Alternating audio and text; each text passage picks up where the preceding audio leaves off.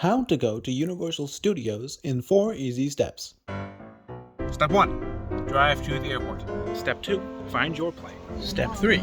Fly to Florida. Step 4. Theme park time. Two things upon entering the park. One, they're playing music very loudly, and I hope none of it's copyrighted because I'm not going to pay for the rights to that. Two, it's a nice breeze here. It just rained. It's very cool. This is nice. I'm sure it's not going to stay like this, but I appreciate this so far. Race Through New York, starring Jimmy Fallon, based on The Tonight Show. It's the host. It's the NBC lobby with a bunch of ads for their current shows. I mean, obviously, why wouldn't there be?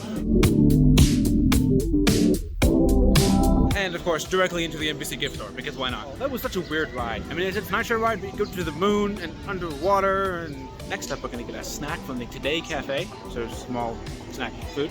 And the refillable mug is Jurassic Park themed because it's the 30th anniversary of Jurassic Park. Woo! It's the Mystery Machine. There's a whole Jurassic Park tribute store. I love Jurassic Park.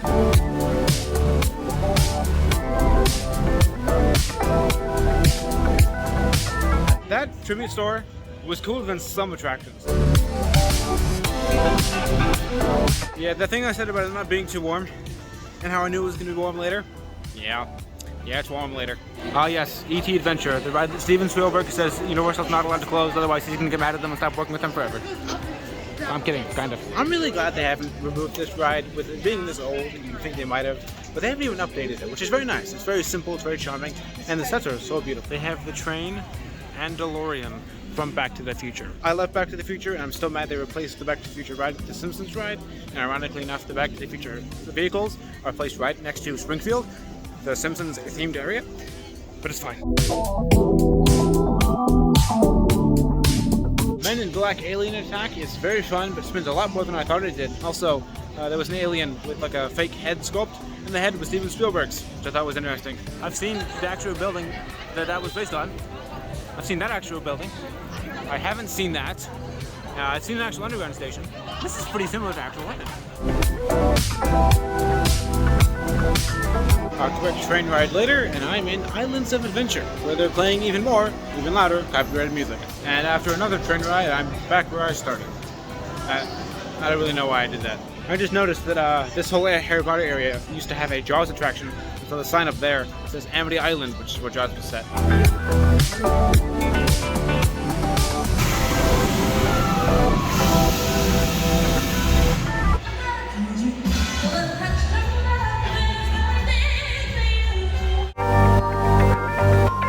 You know, having been in the actual set for this is a very good recreation.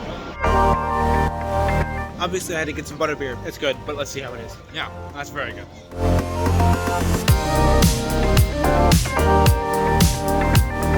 The sound design in these parks is very good. The music, the sounds of the wind, or the insects that are chirping, all the different things that make it sound like an actual world. They're very well done. The Wizarding World is scored by the music of John Williams, or the music of Harry Potter. And then the next section is Jurassic Park, scored by the music of John Williams. Who wrote the score for Jurassic Park? From John Williams to John Williams.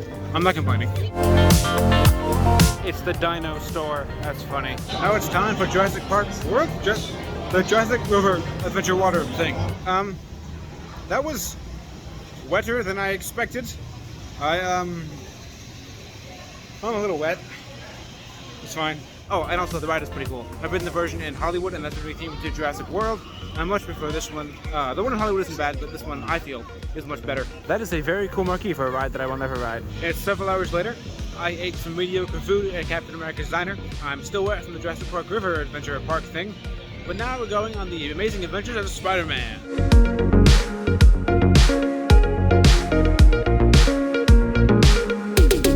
Spider-Man was really fun. Nothing super groundbreaking. The way they integrated the screens with the physical sets and some of the physical effects they used were really cool. But overall, just a really fun ride.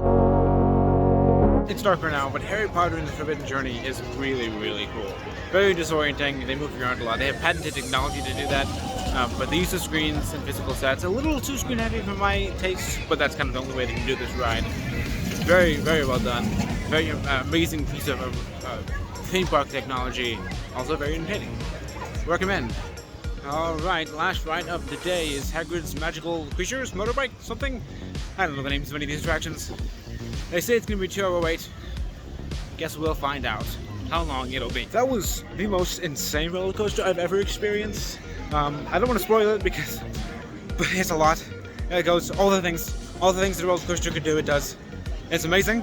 It's just a lot. I think the park is technically closed, so I'm not going to stop to take videos, but I'm going to take some pictures because the park is very pretty at night.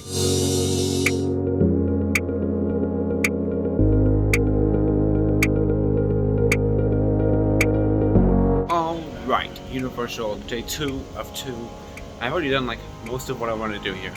So, I guess we'll see how this day goes.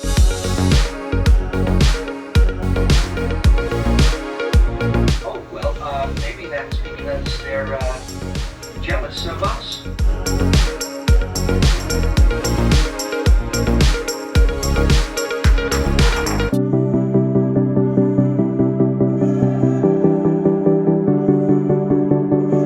First stop of the day is breakfast at the Leaky Cauldron.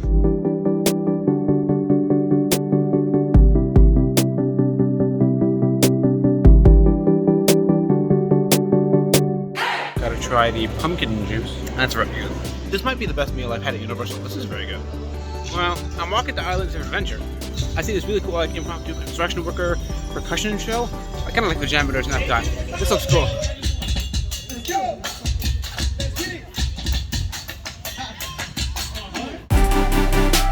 One thing I have noticed is the Universal queues have way too many stairs in them. Disney World queues have a lot of ramps, so sometimes if you need to get up and down, and granted, some of the inclines are too steep for ramps, and so I understand why you have stairs sometimes, but all of the queues have stairs. Why are there so many stairs?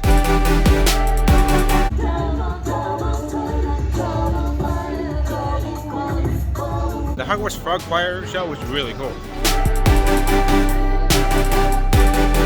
That was the Tri-Wizard Spirit Rally. That's very impressive. Everyone here is so talented. Okay, we're gonna try this one more time. I'm wearing the Jurassic Park shirt. Let's hope I don't get absolutely drenched this time. Well, I still am wet, but it's not as bad, so that's good. I'm in favor of not getting absolutely drenched.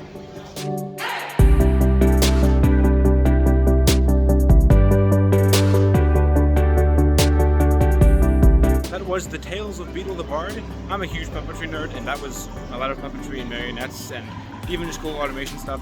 That was really cool.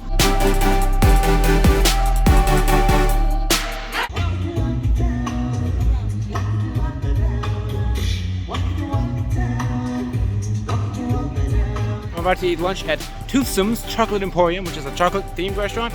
It looks really cool, but I've never been there, so just glad to let you know how it is.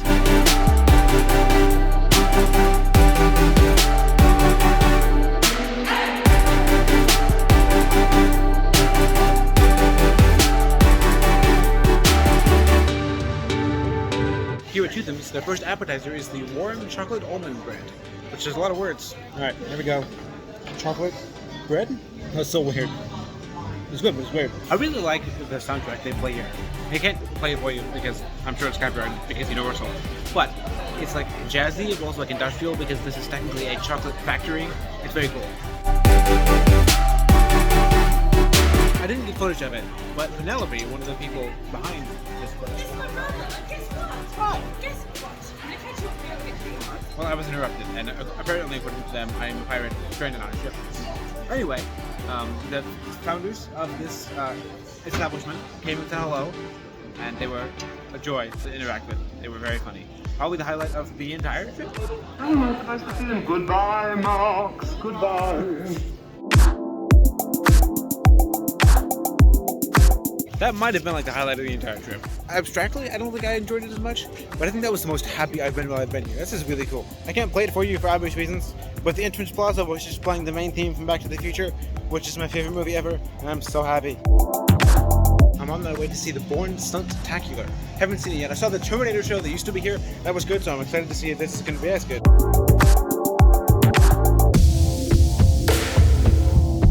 That was really cool. It was a pretty standard stunt show. It was stunts on top of giant set pieces like the edge of a building or a car, but it was all set in front of this giant projection screen. Normally I don't like those, but they were realistic enough that like I couldn't always tell what was the actual set piece and what was the projection, and they moved them both at the same speed so you could do these camera moves in the theater, and it looked like you were watching the movie, and some things like went from the actual stunt people to the screens and back, and the stunt team was amazing. They took some falls, and the timing wasn't perfect. I mean, it was a live theme park show, but it was really, really good. Now that the sun is starting to go down, it's a little bit cooler, and it's very nice out. I would much rather have this have been the weather than, you know, what it was earlier, which was a billion degrees. It's Optimus Prime. I know that guy. Hi. You know, this park is a lot of fun. And there are a lot of things that I really liked about it. Not the weather, but a lot of other stuff.